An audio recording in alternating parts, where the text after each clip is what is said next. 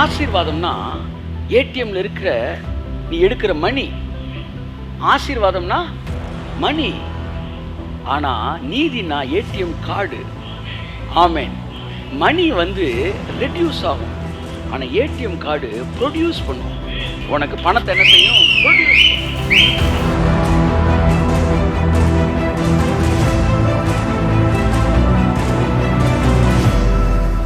வாழ்க்கையில ஆசீர்வாதம் நீதி இரண்டு பேசிக்கிறேன். இப்ப எல்லாரும் ஆசீர்வாதத்தை பேசுறோம். ஆசீர்வாதம் எவனுக்கும் இருக்கும், இந்த உலகத்துல போனா கூட இருக்கும். ஆனா நீதி உனக்கு மட்டும்தான் தேவன் தராரு. புரிஞ்சுக்க. அதெல்லாம் மணி. நீ ஏடிஎம் கார்டு. கையை தட்டி ஒரு தடவை ஆமே ஆமே.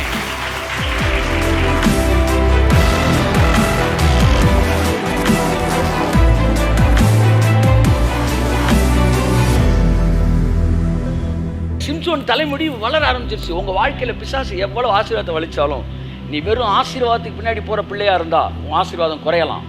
ஏன்னா அது டேங்க் தண்ணி. ஆனா நீ நீதியை பின்பற்றுகிற மனுஷனா இருந்தா அது ஊத்து, அது ஒரு நாளும் குறையவே குறையாது. எவ்வளவு அழுனாலும் இன்னைக்கு ஹீரோல இருப்ப, நாளைக்கு திரும்ப ஹீரோவா இருப்ப. கையை தட்டாமே.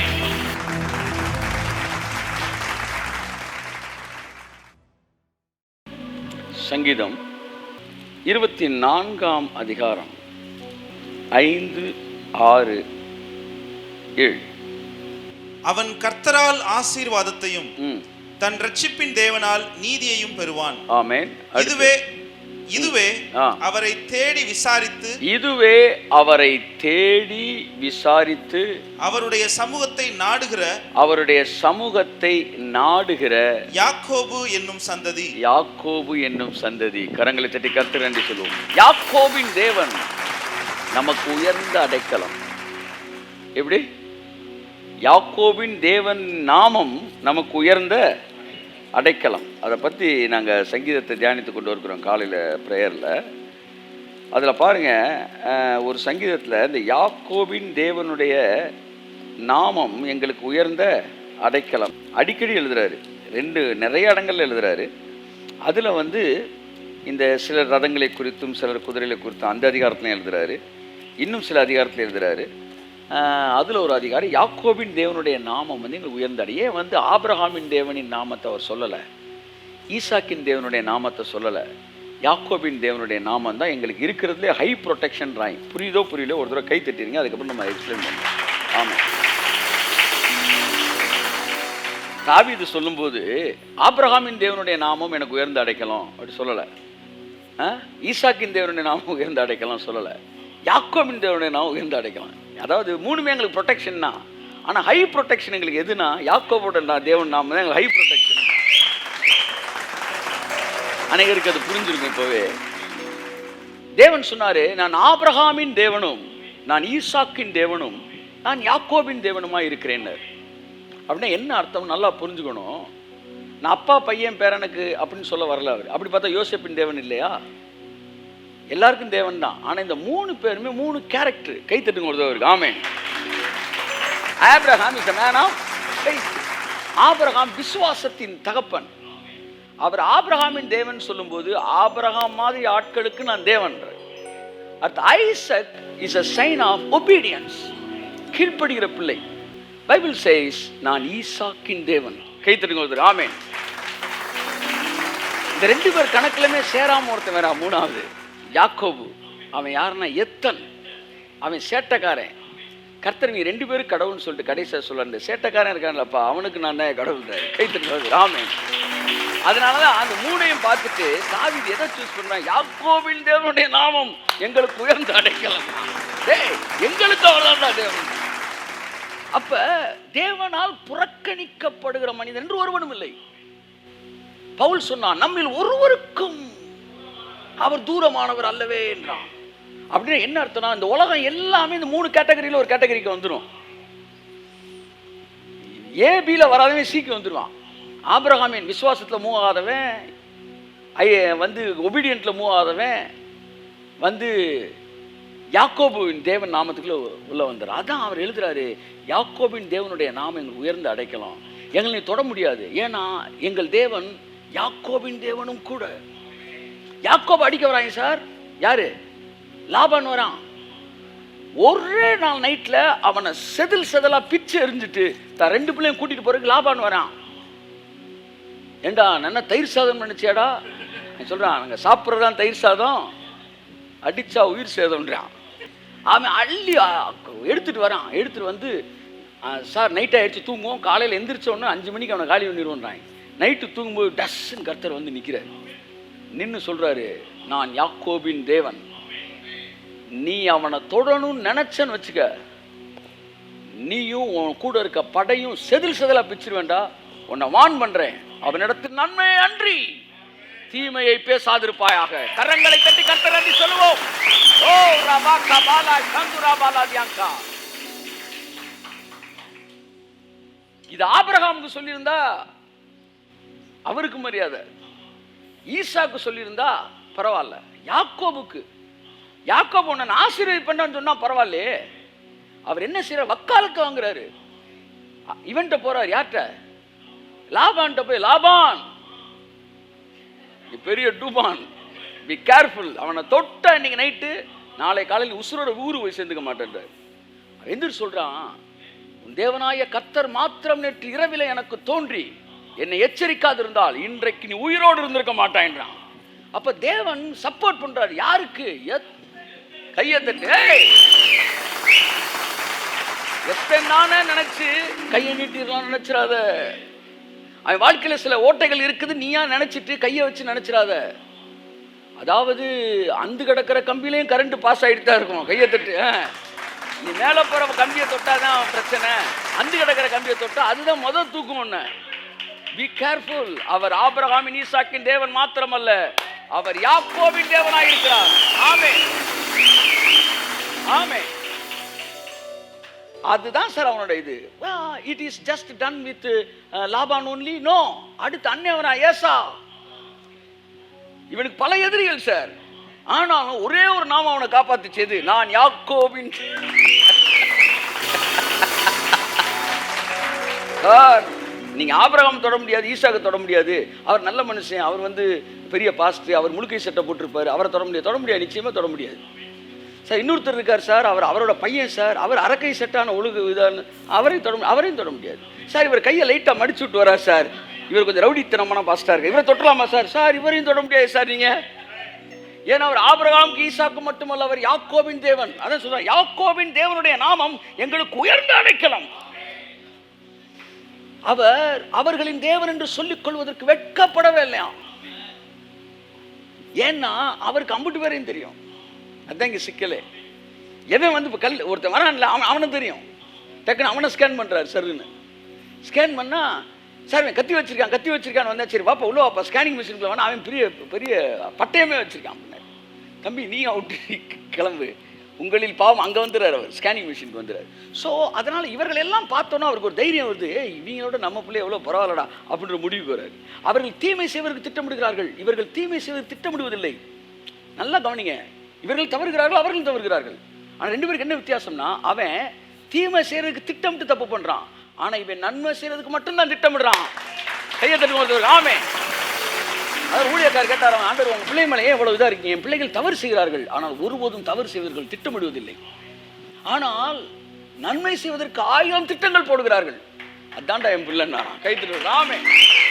ஒழுங்காய் வாழ்வதற்கு, திரும்பி வாழ்வதற்கு, சரியாக வாழ்வதற்கு எத்தனை திட்டங்களை உங்கள் வாழ்க்கையில் போட்டிருக்கிறீர்கள், அது போதும் நீங்க தேவனுடைய பிள்ளை என்பதை காண்பிப்பதற்கு.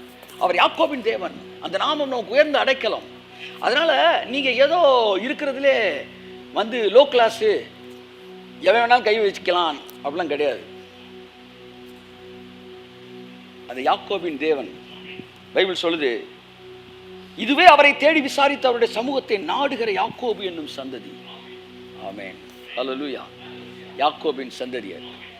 ஆபிரகாம்கிட்ட வாக்குத்தத்தம் கொடுக்கப்பட்டது, ஈசாக்கிடம் வாக்குத்தத்தம் உறுதி செய்யப்பட்டது.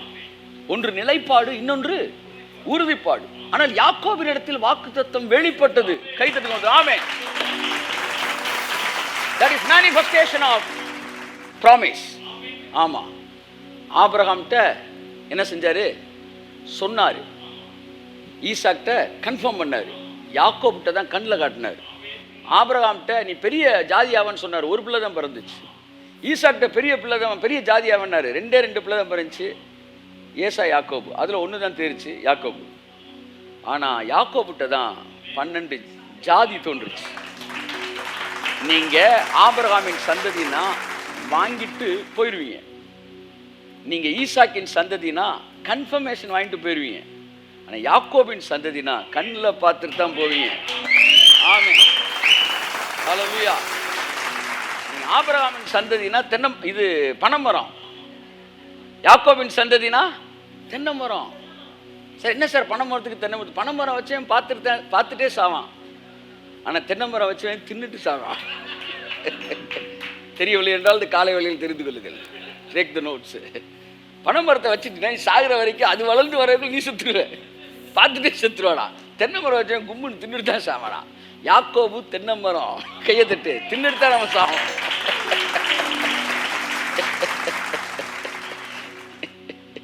ஸோ என் அன்புக்குரியவர்களே, யாக்கோபுட்ட தான் வருது. அப்போ தேவன் வந்து யாக்கோபை வந்து எத்தர்களின் தேவன்னா, அப்போ எத்தர்களாக கடைசி ஜெனரேஷன் எத்தர்களாக இருப்பாங்களா? நல்லா கவனிக்கணும், வசனத்தை முழுசா வாசிக்கணும். யாக்கோபே உன்னை சிருஷ்டித்தவரும் இஸ்ரவேலே உன்னை உருவாக்கினவருமாகிய கர்த்தர். அப்படின்னா என்ன அர்த்தம்னா, ஆபிரகாம் ஆனா ஈசாக்கு ஒன்றும் மாற்றவே இல்லை, ஆனால் யாக்கோபுக்கு பேரை மாத்துறாரு. இது முதல் நீ இஸ்ரேல் என்று அழைக்கப்படுவாய். உன் பேர் என்னடான்றான்? எத்தனை ஆண்டவரை? நீ எத்தனை கிடையாதுடா, இளவரசன் நீ. அப்படின்னா என்னன்னா, கேரக்டர் சேஞ்சிங்கிற ஒன்று யாக்கோபுட்ட நடக்குது. அவர் தொடைச்சந்து நரம்பை தொட்டார். நியூராலஜிஸ்ட் கேட்டிங்கன்னா, சில நரம்புகள் தான் உணர்வுகளை கொண்டு போகிற என்னது பாதை. சில நரம்புகளை தொடுவதன் மூலம் உங்கள் குணங்களே மாற்றலான்றாங்க. குடிக்கிற சிலருக்கு சில நரம்புகளெல்லாம் அப்படி நீங்கள் இது பண்ணிட்டு கட் பண்ணிட்டா அவனுக்கு குடிக்கிற எண்ணமே வராதுன்னு சொல்கிறாங்க. சில நரம்புகள்லாம் இருக்குது, அதெல்லாம் லைட்டாக தொட்டு விட்டோம்னா, சார் ஒரு பெரிய ரேபிஸ்ட் சார்னா சில நரம்பை கட் பண்ணி விட்டோம்னா அவன் பாட்டுக்கு ரேபிஸ்ட் வந்து என்ன ஆயிடுவார்?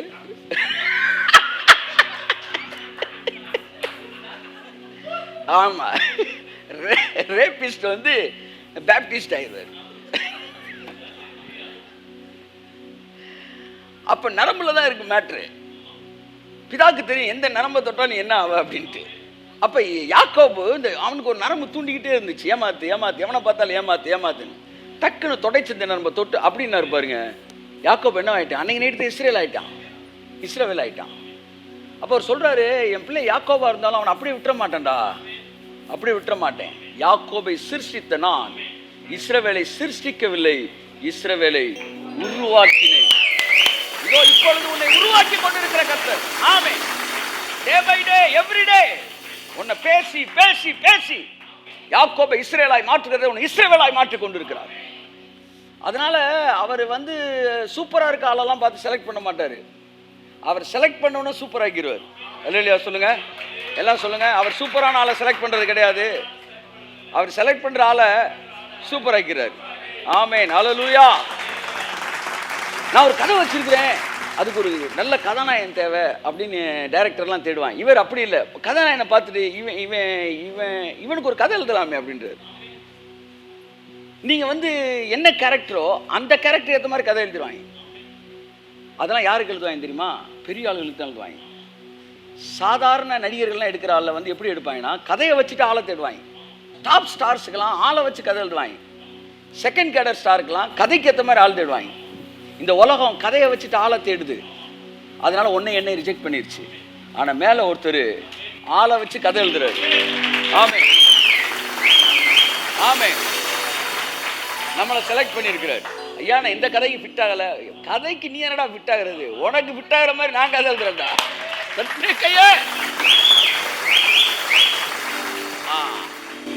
அப்பேற்பட்ட தேவன் கையில் சிக்கியிருக்கீங்க சார். கும்பிட போட்டு போயிட்டே இருக்கணும், ஒன்றும் பேசக்கூடாது. ஐயா நீ எங்கே கூப்பிட்டாலும் நான் வரேன். வாழ்க்கையில் நல்ல வழியை காமிச்சிட்டீங்க, நான் பாட்டுக்கு உங்கள் பின்னாடி அடிக்கப்படுற ஆடு மாதிரி வந்துக்கிட்டே இருக்கிறேன். என்னை வாழ வைக்கிற தேவன் நீங்கப்பா. அன்புக்குரியவர்களே, யாக்கோபின் தேவன் உங்களுக்கு உயர்ந்து அடைக்கலாம். இன்றைக்கி நான் அதை பற்றி பேசலை, அதுக்கு முந்தின வசனம் பேசுகிறேன். இதுவே அவரை தேடி விசாரித்து அவருடைய சமூகத்தினுடைய யாக்கோபின் சந்ததி அவன் என்ன வாங்குவானா கர்த்தர்ட்ட? முந்தின வசனம் வாசிங்க. அவன் கர்த்தரால் ஆசீர்வாதத்தையும் தன் ரட்சிப்பின் தேவனால் நீதியையும் பெறுவான். கை தட்டுங்க. ஆமென். ஆசீர்வாதத்தை மட்டும் ஆபிரகாமுக்கு தர, யாக்கோபுக்கு தேவன் தரல, நீதியவே கொடுத்தாரு. ஆபிரகாமுக்கு ஆசீர்வாதத்தை கொடுத்தாரு, ஈசாக்குக்கு ஆசீர்வாதத்தை கொடுத்தாரு. ஆனா யாக்கோபுக்கு மட்டும்தான் தன்னுடைய நீதியவே அவனுக்கு கொடுத்தாரு. அதாவது, ஐயா நீர் என்னை ஆசீர்வதித்தாலும் நான் உம்மை போக விடேன் என்று அவன் சொல்லும்போது அவனுக்கு 2 பெரிய படைகள் இருந்தது. ஏறக்குறைய பல கோடிகளுக்கு அதிபதி அவன். ஆனா அவன் கேட்டது அந்த ஆசீர்வாதம் இல்லை. ஐயா எத்தனை நான் இருக்கிறேன், என் கேரக்டர் இப்படி இருக்கு, என்ன மாத்துங்க ஆண்டவரே. இந்த லாபான்லாம் ஒரு ஆளு, அவன்லாம் அடிக்கிற கை நீட்டுற மாதிரி ஆச்சு. புள்ள பூச்சிக்கெல்லாம் கொடுக்க முடிக்கணும் எப்போ ஆண்டவரே நினைச்சேன். வந்து வாட்ஸ் தேட் வந்து என்னமோ சொல்லுவாங்க, என்னது அதெல்லாம் வந்து நண்டு சின்லாம் நம்மளை இப்படி பேசுது ஆண்டவரே. நீங்கள் பார்த்து இப்போ அவனை போட்டு தள்ளிட்டேன்பா, போட்டு தள்ளிட்டீங்க ரைட்டு, ஆனால் என்ன நீங்கள் மாற்றினீங்க, பேசுகிற அளவுக்கு நீங்கள் வைக்காதீங்க ஆண்டவரே. உன் பேர் என்னடான்னு கேட்குறாரு. நல்லா கவனிய, நான் யாக்கோபுன்றான். ஹி கன்ஃபஸ்ட் தட் ஐ ஆம் அ டிசீவர். நான் வந்து எத்தனை இன்னையிலேருந்து நீ இஸ்ரேல்ன்ற உன் நாமத்தை நான் பிரஸ்தாபப்படுத்துவேன். இது வரைக்கும் உன் பேரை அவங்க கேவலப்படுத்தினாயில, இனிமே உன் பேரை இந்த உலகத்தில் இல்லாதாலும் ஒவ்வொருத்தையும் வாயிலே நான் சொல்ல வைப்பேன். இந்த முழு உலகத்திலும் இயேசு என்ற வார்த்தைக்கு பிறகு புறஜாதிகளாலும் அதிகமாய் உச்சரிக்கப்பட்ட நாமம் இஸ்ரவேல் என்பது. கரங்களை தட்டி கர்த்தர் நன்றி சொல்லுவோம். இந்த வேதத்திலே இயேசு என்ற நாமத்தை விட அதிகமாக எழுதப்பட்டிருக்கிற நாமம் யார் நாமம்? யாக்கோபு பேரு. அதை சொல்லுங்க, யாக்கோபு பேரு. அவன் பேர் தான் இஸ்ரேல் மாறிச்சு. அப்ப நீ மாத்திரம் எவ்வளவு பெரிய மோசமான பின்னணியுடையவனாய் இருந்தாலும் தேவனாய் கர்த்தரை உன் சொந்த இரட்சகராய், இயேசுவை சொந்த இரட்சகராய் ஏற்றுக்கொள்வாய். ஆனால் உன் வாழ்க்கையை மாற்றி உனக்கு ஆசீர்வாதத்தை மட்டும் இல்ல, உனக்கு நீதியையும் தருகிற தேவனாய் இருக்கிறார். கரங்களை தட்டி கர்த்தர் நன்றி சொல்லுவோம். ஆமென். இன்னைக்கு உங்கள்கிட்ட இந்த 2 வார்த்தையை மட்டும் தான் பேச விரும்புகிறேன். இப்போதான் விரும்புகிறீங்களா? இப்போதான் விரும்புகிறேன், இனிமேதான் செயல்படுறது. 2 வார்த்தைகள். ஒன்று, கர்த்தரால் ஆசீர்வாதத்தையும் தன் ரட்சிப்பின் தேவனால் நீதியையும் பெறுவான். 2 வார்த்தை ரொம்ப தொட்டுச்சு. ஆசீர்வாதம், இன்னொன்று நீதி. நான் கேட்டேன், ஆண்டவரே ஆசீர்வாதம்னா என்ன, நீதினா என்ன? உங்களுக்கு தேவன் வெறும் ஆசீர்வாதத்தை மட்டும் தரலைங்க, ஆமாம் நீதியை தர்றாரு. நிறைய பேர் இந்த ஆசீர்வாதத்துக்கு பின்னாடியே ஓடுவாங்க. நம்ம ஆசீர்வாதம் அவர் இல்லை, ஆசீர்வாத அவரோட போகிறதே நல்லது, ஆசீர்வதிக்கப்படுவீர்கள். ஆசீர்வாதத்தை ஆமேன் ஒரு வீட்டில் போட்டுருந்தாங்க, நீ ஆசீர் அப்படின்னு போட்டு அது இடம் பத்தல மடக்கி வாதமாக இருப்பாய் அப்படின்னு. நீ வாதமாக இரு, என்ன வாதம்? ஆசீர்வாதம், ஆசீர்வாதம். ஆனால் தேவன் நமக்கு ஆசீர்வாதத்தை மட்டும் தருகிற தேவன் அல்ல, நீதியை தருகிற தேவன். கர்த்தர் சொன்னாரு, பழைய ஏற்பாடு முழுவதும் நீங்க ஆசீர்வாதத்தை தான் பார்க்குறீங்க, இயேசு வந்த பிறகுதான் நீதியை பார்க்குறீங்க. ஆமேன். அவரே பிதாவால் நமக்கு நீதியானார். ஆமேன். நீதினா என்ன தெரியுமா? உங்களை நீதிமானாக்குறது. இப்படி சொல்லலாம். கர்த்தர் சொன்னார் எனக்கு, ஆசீர்வாதம்னா ஏடிஎம்ல இருக்கிற நீ எடுக்கிற மணி, ஆசீர்வாதம்னா மணி. ஆனா நீதினா ஏடிஎம் கார்டு. ஆமேன். மணி வந்து ரெடியூஸ் ஆகும், ஆனால் ஏடிஎம் கார்டு ப்ரொடியூஸ் பண்ணும். உனக்கு பணத்தை என்ன செய்யும்? ப்ரொடியூஸ் பண்ணும். ஸோ நான் பணத்தை அவர்கிட்ட வாங்க விரும்பலை, நான் ஏடிஎம் கார்டையே வாங்க விரும்புகிறேன். கையை தட்டுங்க. ஆமேன். நீ தேவனிடத்திலிருந்து நீதியை பெற்றுக்கொள்வாய். ஆனால் என் அருமையான மகனே மகளே, அதனால தான் முதலாவது நீதியை தேடுங்கள். இயேசு சொன்னார், தேவனுடைய ராஜ்யத்தையும் நீதியையும் தேடுங்கள். நீதியை தேடு, நீதியை தேடு, நீதியை தேடுனா நீ வந்து வீட்டை கட்டு, வீடை தேடு, தோட்டத்தை தேடு, துறவை தேடுகிட்டு நீதியை தேடு. கிறிஸ்துவுக்குள்ள நான் நீதிமானாக இருக்கிறேன், அவருடைய ரத்தத்தினால் நீதிமானாக மாறி இருக்கிறேன். ஸோ அந்த நீதி இருக்கு பார்த்தீங்களா, அதுதான் it's a fountain of all blessings. அதனால தான் ஆபிரகாமை வந்து மன்னிக்கவும் யாக்கோபு ஆசீர்வதிச்சப்ப அவ்வளவு ஆசீர்வதிச்சு, நீ என்ன ஆசீர்வதிக்கணும், இன்னும் ஒன்று உங்கள்கிட்ட இருக்குன்றான். அவர் புரிஞ்சுக்கிட்டான், ஏதோ ஒன்று இவர்கிட்ட இருக்கு, அது வந்து இது கிடையாது, இதை தாண்டி ஒன்று இருக்குன்னு.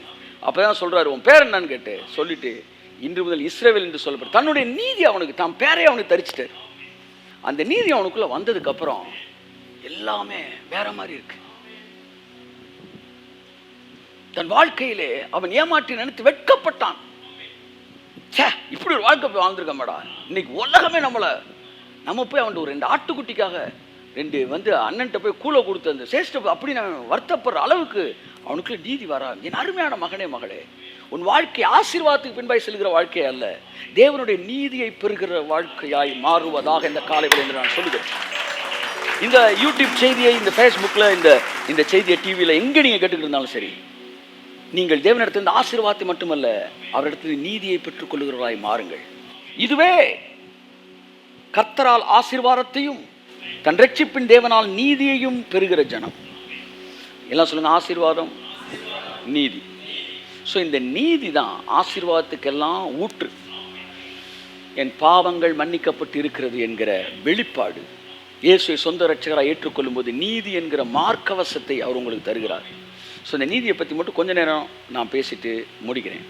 ஸோ இயேசு கிறிஸ்து கூட இந்த நீதியை பற்றி பேசுகிறார். எங்கே பேசுகிறாரு? மத்தேயுவில் பேசுகிறார். எண்ணத்தை உண்போம், எண்ணத்தை புசிப்போம், எண்ணத்தை உடுப்போம் என்று ஆசீர்வாதத்துக்கு பின்னாடி போகாத, இவைகளை குறித்து நீ கவலைப்படாமல் இருங்கள். எனக்கு ஒரு பெரிய கன்ஃபியூஷன் இவங்களுக்கு என்னென்னா, இந்த ஆசீர்வாதத்தையே பேசுகிறவன் இன்னொருத்தன் வந்து நீதியை பேசுகிறவன், இப்போ 2 பேருமே நல்லா கவனிங்க, இவனும் பணத்தை பேசுகிறான், அந்த நீதியை பேசுகிறவனுக்கும் ஃப்ளோ வருது, பணம் வருது, ஆனால் அவனும் பணத்தை பற்றியே பேசிக்கிட்டு இருக்கிறான். பொதுவாக பார்த்தோன்னு என்ன நினைக்கிறான், இவனும் பணத்தை பற்றி தான் பேசிகிட்டு இருக்காரு, ஆனால் அந்த பணம் அவர் பணத்தை பற்றி பேசுனால வரல, அவர் நீதியை பற்றி பேசுறதுனால வருது. So you must know the difference. இவர்கிட்ட பணம் இருக்குது, அவரும் பணத்தை பேசுகிறாரு, அவர் பேசுகிற பணம் இவர்கிட்ட இருக்குது, ஆனால் இவர் பணத்தை பற்றி பேசுகிறவர் அல்ல, தேவனுடைய ராஜ்யத்தை பேசுகிறவர், தேவனுடைய நீதியை பேசுகிறார். ஆசீர்வாதம் என்பது தலை கிடையாது, அது வால். அது நீங்கள் புரிஞ்சுக்கணும். நீதி தான் தலை. நீதி எங்கெல்லாம் போகுதோ ஆசீர்வாதம் அங்கெல்லாம் பொமேரியன் மாதிரி. ஆமாம், அந்த என்ன நாய்க்குட்டி பக்கா, ஆமாம், அது அப்படி பின்னாடி வரும். ஸோ அதனால இயேசு ஒரு அழகான விஷயத்தை சொன்னார். எண்ணத்தை உண்போம், எண்ணத்தை புசிப்போம், இதுக்கெல்லாம் யோசிக்காதடா மகனே. முதலாவது நான் சொல்கிறேன், 2 தேடு. சே, எவ்வளோ நல்ல தேவன், எவ்வளோ நல்ல தகப்பன். நமக்கெல்லாம் வாத்தியாரெலாம் பார்த்தோன்னு மரியாதை வருது. ஸ்கூல் டீச்சர்ஸை பார்க்கணும், ஏன் நம்மளை ஸ்பிரிச்சுவல் லீடர்ஸை பார்த்தா மரியாதை, ஏன் தெரியுமா? அவங்க நமக்கு நல்ல விஷயங்களை சொல்லித்தராங்க. அப்படி தான் நீங்கள் தேவன் மேலே எனக்கு ஒரு பெரிய மரியாதை. ஏன்னா அவர் எவ்வளோ நல்ல தேவனாக இருந்தா, நல்ல கடவுளாக இருந்தால் நேசிச்சார்னா எவ்வளோ அழகான விஷயங்கள் உங்களுக்கு எனக்கு அவர் சொல்லித்தர முடியும். என் மகனை எண்ணத்தை உண்போம், எண்ணத்தை புசிப்போம் என்று வாசிப்போம். அது ஃபுல்லாக வாசிக்கும்போது இந்த நீதியை பற்றிய அறிவு நமக்கு வரும். வாசிப்போம். 27 மத்தேயு 6:26 வாசிங்க. ஆகாயத்து பட்சிகளை கவனித்து பாருங்கள், அவைகள் விதைக்கிறதும் இல்லை, அறுக்கிறதும் இல்லை, களஞ்சியங்களில் சேர்த்து வைக்கிறதும் இல்லை, அவைகளையும் உங்கள் பரமபிதா பிழைப்பூட்டுகிறார். அவைகளை பார்க்கிலும் நீங்கள் விசேஷித்தவர்கள் அல்லவா? 2 விஷயத்தை நல்லா கூர்ந்து கவனிக்க சொல்றார் கர்த்தர். எது சொல்லுங்க? காட்டு புஷ்பங்களை பாருங்கள், வானத்து பறவைகளை பாருங்கள். காட்டு புஷ்பம் என்பது இட் இஸ் நாட் வீட்டு புஷ்பம், திஸ் இஸ் காட்டு புஷ்பம். காட்டு புஷ்பம் அப்படின்னா எது சொல்லுங்க? தானா காட்டு மாட்டில் வளர்றது. அதுக்கு எவனும் லீடர் கிடையாது, அதுக்கு தண்ணி பாய்ச்சற கிடையாது. கடவுளே இல்லைன்னு சொல்கிறவனும் அந்த காட்டு புஷ்பம் தான். 1000 கடவுள் இருக்குன்னு சொல்கிறவனும் அந்த காட்டு புஷ்பம் தான். உண்மையான கடவுள்கிட்ட வர்றவன் மட்டும்தான் வேலிக்குள்ளே இருக்கவன் வீட்டு புஷ்பம். மற்றதெல்லாம் காட்டு புஷ்பம். அது தானாக வளரும். திடீர்னு அந்த பக்கம் ஒரு மாடு போனால் மேய்ஞ்சிட்டு போயிடும். சொல்ல ஆடு வந்து செடியாக இருக்கும்போது மேயுமா, மரம் ஆயிடுச்சுன்னா நிழலுக்கு வருமா. அவன் அந்த மரம் சொல்லுவான், வா வா வா, நீ தானே மேய பார்த்த, வா வா எல்லாம் கிட்ட வா. உங்களை மேயணும்னு நினச்சிங்க நிறையா பேர், ஆனால் நீங்கள் மரம் ஆயிட்டீங்க. உங்களை மேயணும்னு நினச்சவன்லாம் ஐயா ஜெபிங்கன்னு இல்லை கையெழுத்து. அப்போ உடனே அந்த மரம் அப்படியே கையை விரிச்சு இந்த காலை ஓட் கிட்டக்க வராது, அப்படின்னு எத்தாது. சரி வா வா வா வா வா. ஏதோ அந்த காலத்தில் என்ன மேய பார்த்த, இன்னைக்கு நீ காஞ்சிக்கிட்டு காயை பார்க்குற, வா நிழலுக்குள்ளே வந்து அப்படி நீங்கள் அரவணைக்கணும். ஆமாம், அதுதான் வந்து மரத்தோட தன்மை, ஆடோட தன்மை அப்படி. அப்போ இந்த காட்டு புஷ்பத்துக்கு எவனுமே இல்லை, எவனுமே அதுக்கு வந்து இன்சார்ஜே கிடையாது.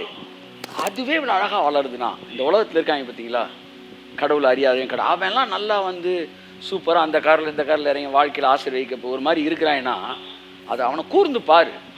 ஆமாம், அவனை பார்க்கக்கூடாது சார், பாருன்னு கர்த்தர் சொல்கிறாரு.